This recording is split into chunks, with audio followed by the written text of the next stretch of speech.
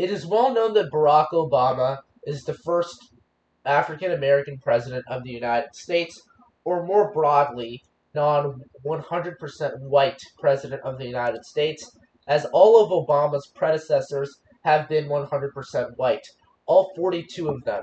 In fact, when you look at the United States itself, it is significantly more diverse than the presidents of the United States, with many other ethnic groups such as, or racial groups such as Hispanic Americans, Asian Americans, African Americans, Native Americans, and then white Americans. It's much more diverse than the presidents of the United States, who have all been white except for one. In fact, when you divide these racial groups into more ethnic groups, you would see even more diversity with African Americans, Latino, Mexican Americans, Cuban Americans, Asian, Chinese Americans, Japanese Americans, German Americans, and so on.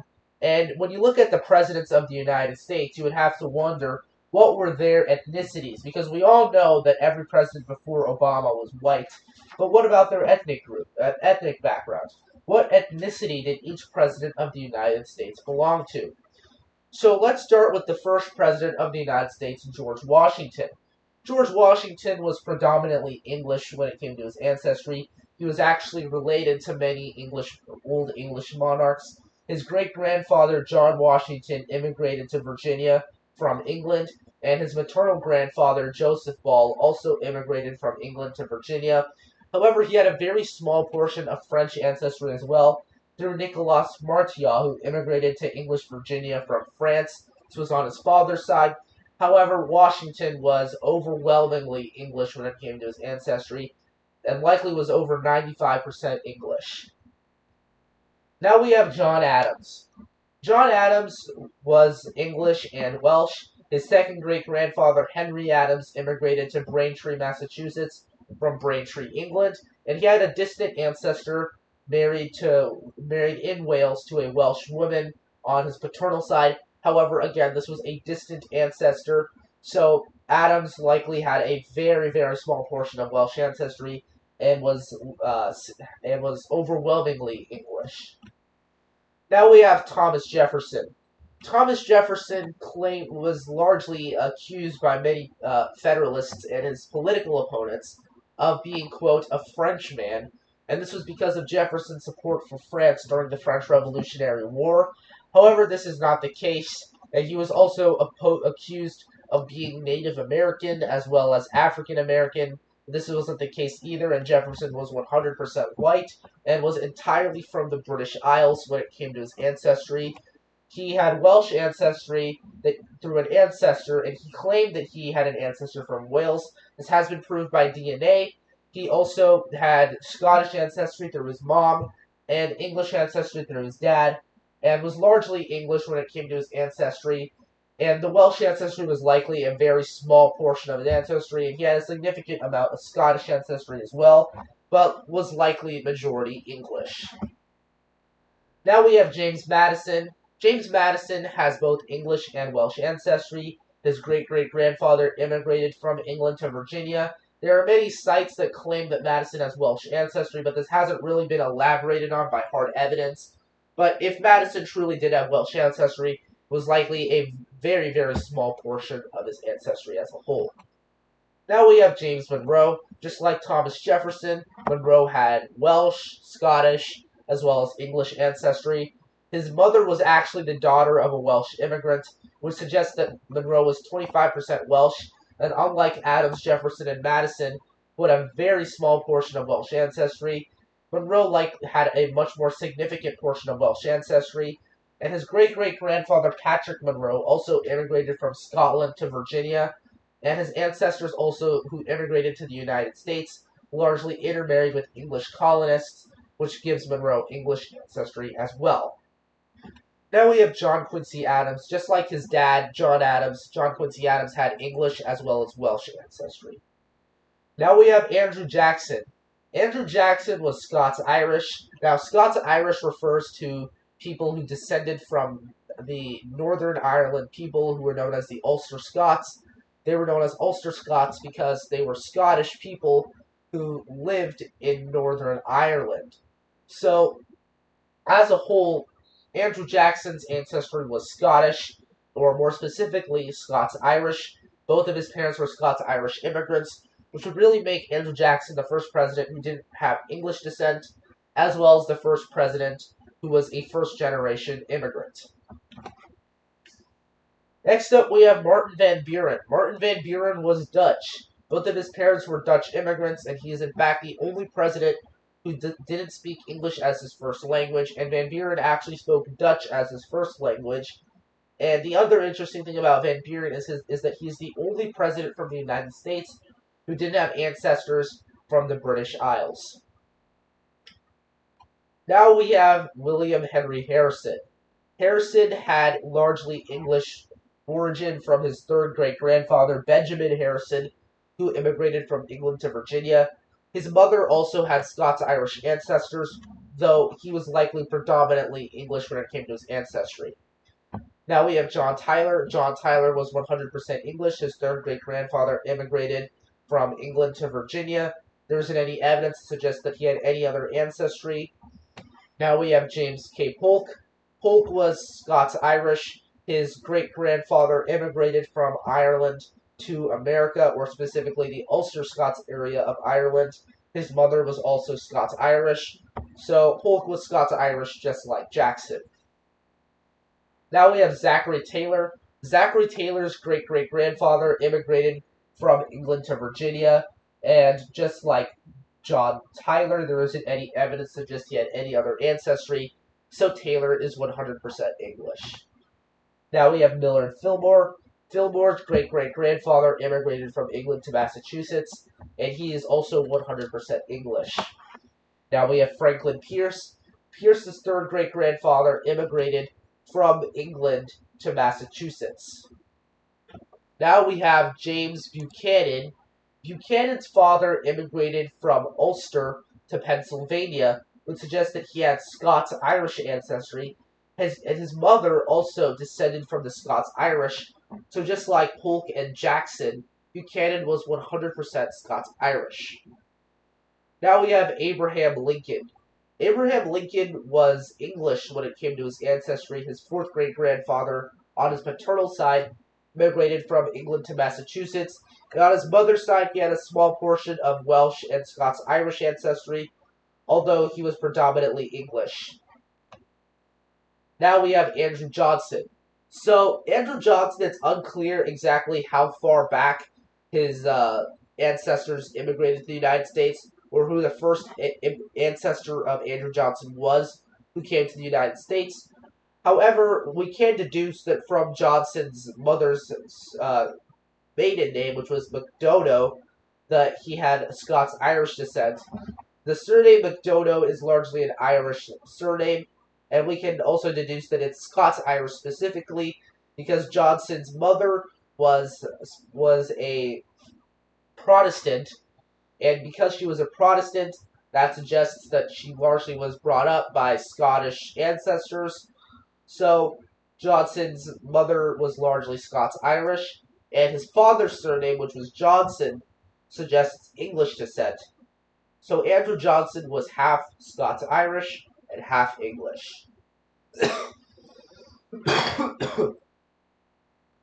Now we have Ulysses S. Grant. Grant had English ancestry through his fifth great-grandfather, who immigrated from England to Massachusetts, and he also had Scots-Irish ancestry on his mother's side. Next up, we have Rutherford Hayes.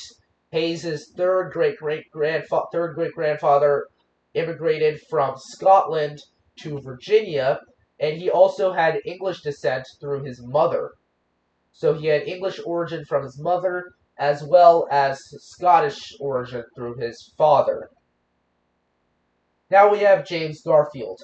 Garfield had English origin from his fifth great-grandfather who immigrated from England to Massachusetts. His mother's side also had French as well as Welsh ancestry. Next up, we have Chester Arthur. Chester Arthur's father was a Scots-Irish immigrant who came to Canada and then to America, and his mother also had English as well as Welsh roots. Next up, we have Grover Cleveland. Grover Cleveland's fifth paternal great grandfather immigrated from England to Massachusetts. He also had Scots-Irish ancestry through his mother, as well as German ancestry through his mother, since his mother had ancestors who came from the Holy Roman Empire, as well as the Ulster Scott area to Pennsylvania. Now we have Benjamin Harrison. Just like his grandfather, William Henry Harrison, Benjamin Harrison belonged to English as well as Scots-Irish origin. Now we have William McKinley.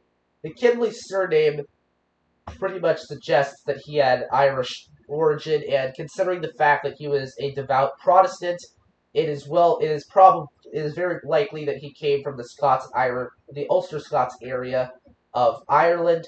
And unlike Johnson, there is actual evidence to suggest that his second great grandfather came from Ireland to Pennsylvania, and he also had English descent from his mother. So this would basically be the reverse of Andrew Johnson, with a Scots-Irish father and an English mother. Next up, we have Theodore Roosevelt. Teddy Roosevelt largely had Dutch ancestry through his fifth great-grandfather, who immigrated from Netherlands to the Dutch colonies. His mother's side also was largely English, although it had some Scots-Irish as well as Welsh ancestry. But Theodore Roosevelt was largely English, even though his paternal ancestry came from the Netherlands. Now we have William Howard Taft. Taft belonged to Scots-Irish ancestry through his paternal side, with his fourth great-grandfather immigrating from Ireland to Massachusetts, and his mother's side and the rest of his father's side was entirely English. Next up, we have Woodrow Wilson. Wilson's father was the son of Scots-Irish immigrants, and his mother actually immigrated from England to the United States, so Wilson was half English, half Scots-Irish. Now we have Warren G. Harding. Harding was rumored to have African American ancestry, however, this was not the case, and this was largely just a smear against him by his political opponents. Harding's eighth great grandfather on his paternal side immigrated from England to Braintree, Massachusetts, and his paternal great grandfather also immigrated from Scotland to the United States. So he had both English and Scottish origin on his father's side, and on his mother's side, he had Dutch ancestry, as well as Welsh ancestry and Scots-Irish ancestry through his maternal grandfather. Now we have Calvin Coolidge. Coolidge was actually distantly related to the Adams family, which suggests that he had English as well as Welsh ancestry, and Coolidge actually claimed to have Native American ancestry on his father's side. However, this wasn't backed up by any DNA. Now we have Herbert Hoover. Herbert Hoover had Herbert Hoover's third great grandfather, in fact, immigrated from the Holy Roman Empire to Pennsylvania, and his paternal and maternal ancestors both had Swiss roots. So this suggests that Hoover actually had German as well as Swiss ancestry, and his ancestors also intermarried with English colonists, which suggests that he had English ancestry as well. Next up, we have Franklin D. Roosevelt. Franklin D. Roosevelt was distantly related to Theodore Roosevelt. They both had the same surname and were both descended from the same Dutch family that came from Netherlands to the United States that became a prominent political family later. So Roosevelt had some Dutch ancestry, and he also had English ancestry through his dad's side as well. And he also had French ancestry also through his mother, whose maiden name was Delano. Now we have Harry S. Truman. Truman was largely English when it came to his ancestry, and his maternal grandfather he also had Scots-Irish ancestry through both of his parents. However, his paternal ancestry had French roots, and his maternal ancestry also had some German roots as well. So, for the most part, Truman was predominantly English, although he also had some Scots-Irish, German, and French roots. Next up, we have Dwight D. Eisenhower. Eisenhower was largely German when it came to his ancestry. His second great grandfather immigrated from the Holy Roman Empire to Pennsylvania in what is known as the Pennsylvania Dutch area, despite it being largely settled by Germans. His mother's side also had Swiss as well as English ancestry. Now we've got John F. Kennedy. John F. Kennedy was 100% Irish when it came to his ancestry. His great-grandfather paternally immigrated from Ireland, and his mother's side was also 100% Irish. So, yeah, Kennedy was entirely Irish. Now we've got Lyndon B. Johnson. Just like Andrew Johnson, Lyndon Johnson doesn't really have there's not really any traces of who the first ancestor of Johnson was to immigrate to the United States. However, his father was definitely English, considering his surname was Johnson, and he also had paternal Scots-Irish roots from Alabama, considering the fact that he had ancestors from Alabama, which was a region that was initially settled entirely by Scots-Irish. And Johnson definitely had some Scots-Irish roots. And there was also some maternal Swiss, German, and Welsh roots also, considering the fact that his mother was from the hill country area of Texas, which was largely occupied by German Swiss immigrants. Next up, we have Richard Nixon. Nixon, just like both of the Johnsons, didn't really have a clear ancestor from the United States. However, his mother's surname, which was Milhouse, suggests that he had strong German roots, and his paternal ancestry consisted largely of English people, along with some Scots, Irish, and Welsh roots as well. In fact, an interesting thing about Nixon is that he and all of his siblings were named after English kings.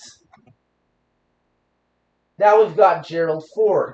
Gerald Ford's actual name was Leslie Lynch King Jr., and Ford's ancestor Philip King immigrated from England to Pennsylvania, and he also had his fourth great-grandfather also immigrated from Northern Ireland to the United States, and his mother's membership in the Daughters of the American Revolution certainly shows that he had some English maternal roots as well, and his maternal great-grandmother also immigrated from Scotland to the United States, so he had Scots-Irish, Scottish, as well as English roots. But if you were to simplify that, then he really just had English and Scottish roots.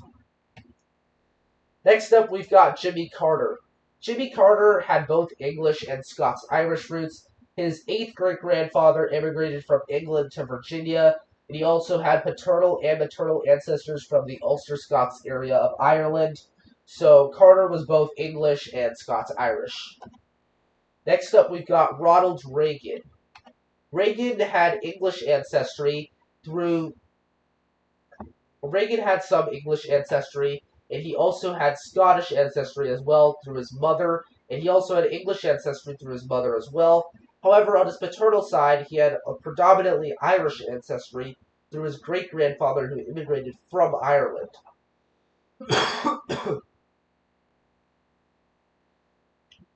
Now we've got George H.W. Bush.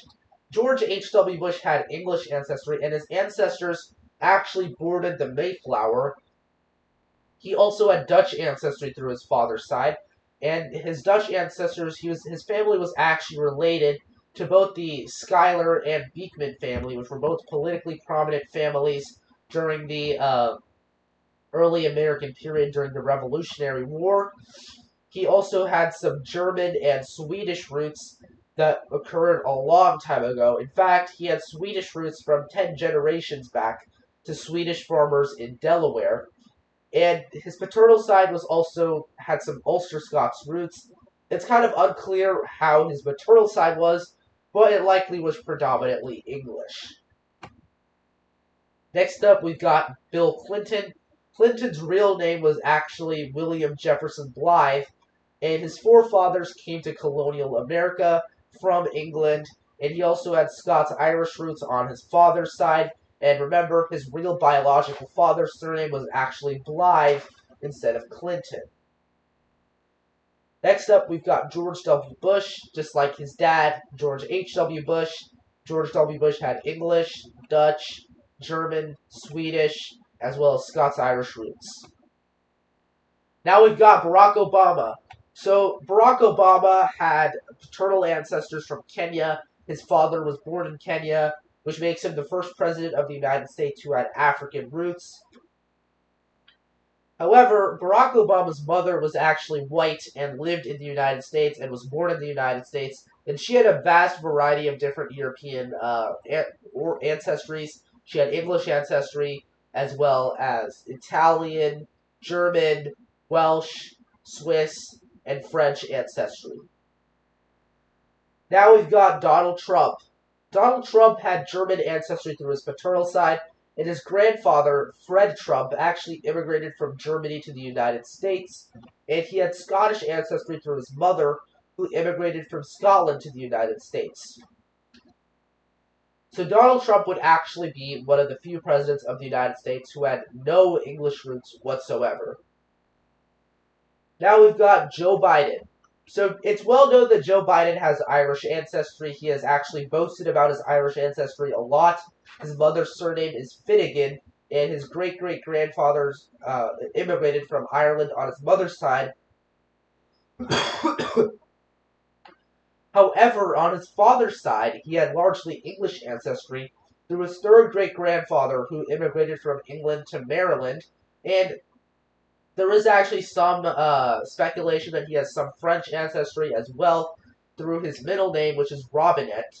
But this hasn't been proven, though, but it is known that he is largely English and Irish, and despite Biden boasting to have Irish ancestry, in fact, he largely is probably majority English when it comes to his ancestry. So yeah, that's every president of the United States ancestry. Most of them have come from England and were predominantly English. However, there were a few U.S. presidents who didn't have any English ancestry whatsoever. There were a few presidents who were first-generation immigrants. And yeah, that's basically it. That's every president of the United States' ancestry. So make sure to like this video down below and subscribe to the channel.